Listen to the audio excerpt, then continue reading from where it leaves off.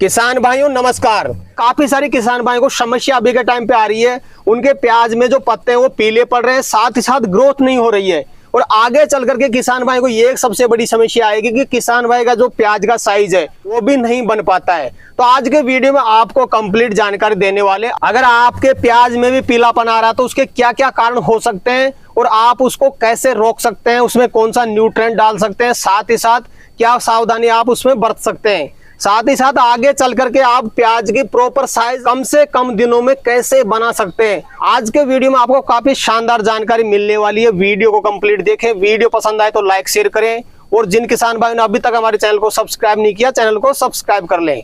तो आइए किसान भाइयों, आज का वीडियो शुरू करते हैं। सर जी नमस्कार। नमस्कार श्रीमान जी। एक बार छोटा सा परिचय बता दें आप। सभी किसान भाइयों को नमस्कार। मेरा नाम शिव नारायण मिरोठा है, ग्राम डोबला कला, पोस्ट रामनगर, तहसील कोटखावदा, जिला जयपुर का रहने वाला श्रीमान जी। प्याज कितने साल से लगाते हैं सर? प्याज तो करीबन ये मान लो कि हम तो विरासत में लगाते आ रहे हैं, काफी समय से लगाते हैं जी। अपनी जो ये प्याज की क्रॉप है करीब कितने दिन की हो चुकी है? 1 महीने की लगभग हो गई। प्लांटेशन किया हुआ 1 महीना आपको हो चुका है? हाँ सर जी, एक खास चीज मैंने देखी, आपके प्याज की फसल में एक भी पत्ता पीला नहीं है, लेकिन काफी किसान भाइयों को लगातार समस्याएं आ रही है, कमेंट कर रहे हैं, कॉल करके पूछ रहे हैं, मैसेज कर रहे हैं, सर जी हमारी फसल में पीलापन बहुत ज्यादा आ रहा है, पत्ते पीले पड़ रहे हैं, ग्रोथ नहीं बढ़ रही है। पीलापन का मुख्य कारण क्या है? किसान भाइयों, पीलेपन के 2 मुख्य कारण होते हैं। एक तो जैसे अपने क्या है कि जमीन के अंदर ज्यादा पानी चला देंगे तो न्यूट्रिएंट घुल के जमीन के नीचे चले जाएंगे, वो फसल को नहीं मिलेंगे तभी पीलापन आएगा, या फंगस पैदा हो जाती है तब भी आता है। 2 ही कारण होते हैं जी। और टेम्परेचर कम ज्यादा से भी क्या पीलापन आ सकता है? हाँ, तापमान अगर ऊपर नीचे एकदम डाउन हो जाए, एकदम ऊपर चला जाए तो उससे भी पीलापन आ जाता है जी। तो 3 मुख्य कारण इसके अपन मान सकते हैं। हाँ, 3 मुख्य कारण मान सकते हैं। पहला कारण है जैसे मान लो टेम्परेचर बढ़ रहा है, घट रहा है, रात को ठंड हो रही है, दिन में टेम्परेचर बढ़ रहा है, कैसे बचा सकता है अपनी फसल को किसान भाई? उसके लिए अगर तापमान ज्यादा हो तो पानी चलाना चाहिए। पानी से क्या है कि पानी अपने आप ही टेम्परेचर को मैनेजमेंट कर लेता है। अच्छा। और ये अपने बिछा के ना मल्चिंग, ये भी अपने तापमान को नियंत्रण करने के लिए, ये नीचे काली होती है वो तापमान, जमीन के तापमान को नियंत्रण रखती है, और ये सफेद वाली सूर्य किरणों को वापस ऊपर भेज देती है। लेकिन कई किसान भाई सर जी मल्चिंग पेपर पे प्याज नहीं लगाते, वो सिंपल विधि से जो परंपरागत अपने बुजुर्ग लगाते थे उसी हिसाब से लगाते हैं। तो वो कैसे बचा सकते हैं तापमान से अपनी फसल को? वो पानी का प्रयोग करके ही बचा सकते हैं। कि क्या है कि पानी से मतलब तापमान नियंत्रण हो जाता है, पानी रेगुलर चला के जी। दूसरा आप कारण बता रहे हैं कि उसमें न्यूट्रिएंट की कमी भी हो जाती है। हाँ। तो न्यूट्रिएंट की कमी को कैसे पहचाने कि यार अपनी फसल में न्यूट्रिएंट की कमी है? न्यूट्रिएंट की कमी का यही पहचान है कि ऊपर के सिरे हैं ना, ये थोड़े पीले पीले दिखाई देने लग जाते हैं, तो अपन को सोच ले कि इसमें माइक्रो न्यूट्रिएंट की कमी आ गई है।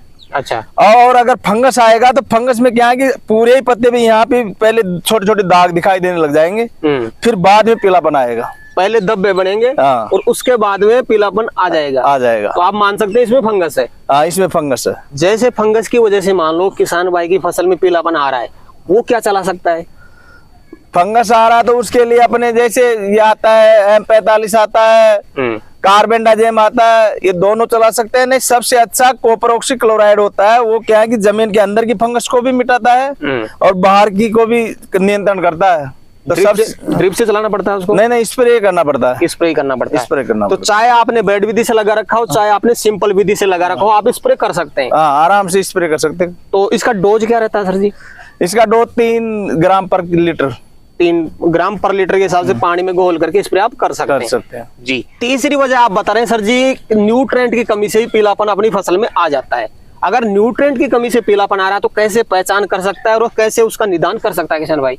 न्यूट्रिएंट की कमी से पत्ती आगे ऊपर सिरे थोड़े थोड़े पीले होने लग जाते हैं और ये ग्रोथ भी रुक जाती है। किसान को अपने आप ही पता चल जाता है कि अपनी फसल भी ग्रोथ नहीं कर रही है, तो हरापन थोड़ा थोड़ा कमजोर हो जाता है, उसी से पता चल जाता है जी। जैसे मान लो न्यूट्रिएंट की कमी हो तो उसमें किसान भाई क्या डाल सकता है? सबसे बेस्ट कारगर उपाय है उसका 6 एलिमेंट का ड्रिप में वेंचुरी द्वारा चला दो। 6 एलिमेंट न्यूट्रिएंट। हाँ। अब आप बता रहे हैं कि 6 एलिमेंट न्यूट्रिएंट ड्रिप विधि से किसान भाई चला दे, लेकिन ड्रिप वाला तो किसान भाई चलो चला देगा, लेकिन जिसने सिंपल विधि से प्याज लगा रखा वो क्या कर सकता है? वो भी गोल बना के आराम से क्यारी के, जब पानी आधी क्यारी में चला जाए तब ये गोल बना ले और एक एक गिलास क्यारी के मुंह पे डालता रहो, तो उसमें पूरी क्यारी में समान मात्रा में खाद लग जाएगा। समान मात्रा में लग जाएगा। ध्यान यही रखना है कि आधी क्यारी में पानी चला जाए तब डालना चाहिए, तब डालना चाहिए ताकि समान मात्रा में सभी पौधों को बराबर पोषक तत्व मिले जी। ये हो गई तीसरी वजह न्यूट्रिएंट की कमी वाली। लेकिन सर जी कई किसान भाई की प्याज ग्रोथ ही नहीं कर रही, उसका क्या कारण है? ग्रोथ क्यों नहीं बढ़ रही उनकी? ग्रोथ तो मेन कारण तो होता है कि जैसे अपना एनपीके मेन तत्व होते हैं उनकी पूर्ति नहीं करेंगे तो फिर ग्रोथ कैसे करेगी? नाइट्रोजन, फास्फोरस और पोटाश। तो इसके लिए तो अपन जैसे पहले बेसल डोज डाल ही देते हैं। अगर बेसल डोज नहीं डालिए तो फिर सबसे उपाय है शुरुआत में एनपीके 19-19 का या तो ड्रिप हो तो वेंचुरी द्वारा चला दो या फिर खेत डाल दो क्यारी में। और फिर बाद में जैसे कि अब एनपीके 19-19 की पूर्ति हो गई है तो उसके बाद में जैसे 0-52-30 आता है, फास्फोरस और पोटाश आते हैं वो चलाए, फिर आखिरी में 0-0-50 पोटाश से बहुत अच्छा कंद बन जाता है। थोड़ी मैं डिटेल से अब जानकारी लेना चाहूंगा क्योंकि किसान भाई कई बार कंफ्यूजन में चले जाते हैं। यार भाई साहब आप खाद तो बराबर बता रहे हैं लेकिन समय नहीं बता रहे, क्योंकि किसान भाई देखो प्रॉपर जानकारी नहीं होगी तब तक फसल को सही मात्रा में पोषक तत्व तो नहीं दे पाएगा। अपनी फसल कितने दिन की हो चुकी है? करीब 1 महीने की। 1 महीने की। मैं खास चीज देख रहा हूँ सर जी, एक भी पौधे में पीलापन आपके नहीं आया अभी तक। तो जैसे कंप्लीट पकने में कितना टाइम ले लेती है फसल? 90 से 100 दिन। 90 से 100 दिन। 19-19 आप बता रहे हैं सर जी, ये कब चलाए किसान? कितने दिन बाद चलाए? ये तो अपने फसल मान लो ट्रांसप्लांट करने के बाद में जब जड़ जम जाए तभी उसी टाइम पर चला देना चाहिए। 15 दिन बाद में चला देना चाहिए। 15 दिन बाद में चला देना चाहिए। ग्रोथ कम लग रही है किसान भाई की, 1 महीने की हो चुकी है, 1.5 महीने की हो चुकी है, तब भी चला सकता है 19-19? हाँ 19-19 चला सकता है। 19 में मेन नाइट्रोजन भी, नाइट्रोजन फास्फोरस केवल तीनों होते हैं ना, तो नाइट्रोजन सिर्फ ग्रोथ के लिए ही होता है। अब जैसे ऊपर पत्तियां फुल ग्रोथ कर रही है फिर एनपीके 19-19 नहीं चलाना चाहिए, फिर 19-19 नहीं चलाना चाहिए जी।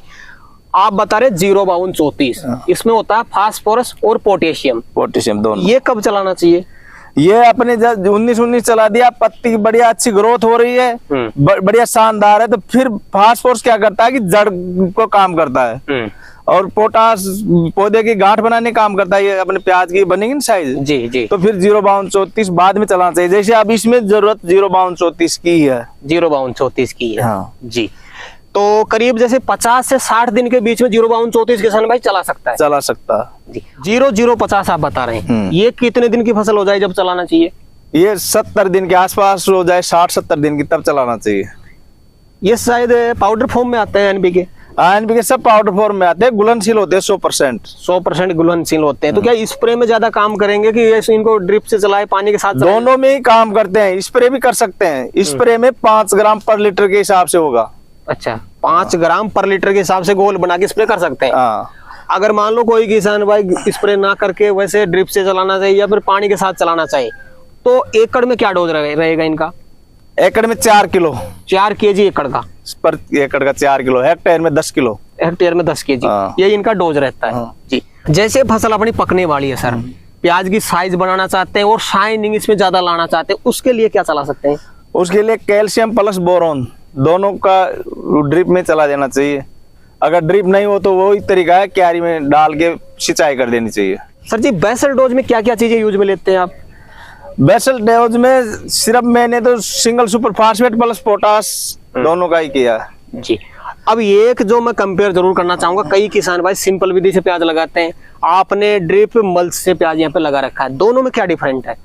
दोनों में डिफरेंट तो आप श्रीमान जी देख रहे हो दिखाई दे रहा है। इसका कारण क्या होता है कि जैसे अपने बेड बना दी, बेड पे दो ये बिछा दी ड्रिप की और फिर ये मल्चिंग बिछा दिया, तो इससे क्या होता है कि पानी आराम से जाता है। फसल जमीन होती है ना वो बिल्कुल ऐसे कैसी रहती है, पानी चलाने से जमीन जम जाती है और इसमें बिल्कुल बुरबुरी रहती है। आखिर तक तो साइज बहुत जल्दी फूलता है, न्यूट्रिएंट बहुत जल्दी मिलते हैं। अपन क्या करते हैं, क्यारी भर आके पानी चलाएंगे तो उसे क्या है कि घुल के जमीन के अंदर चले जाते हैं ज्यादातर पोषक तत्व है और इसमें पौधे को तुरंत मिलते रहते हैं।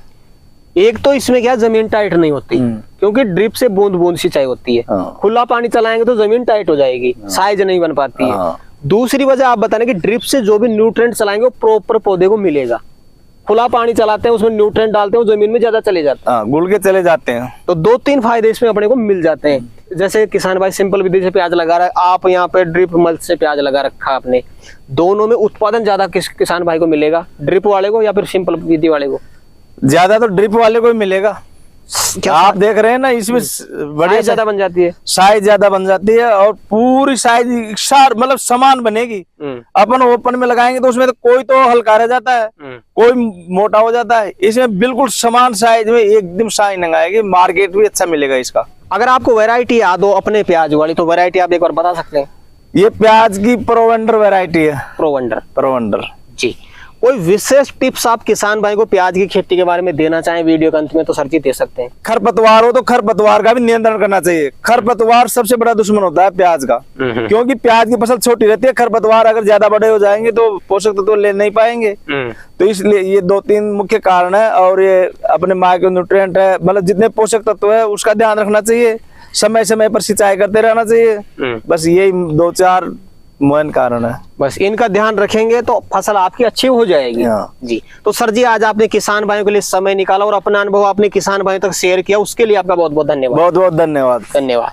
तो किसान भाइयों जानकारी कैसी लगी हमें कमेंट करके जरूर बताएं। वीडियो पसंद आए तो वीडियो को लाइक करें, बाकी किसान भाई तक वीडियो को शेयर जरूर करें, और जिन किसान भाई ने अभी तक हमारे चैनल को सब्सक्राइब नहीं किया चैनल को सब्सक्राइब कर लें। तो किसान भाई आज के लिए इतना ही, मिलते हैं नए वीडियो में, तब तक के लिए जय जवान जय किसान।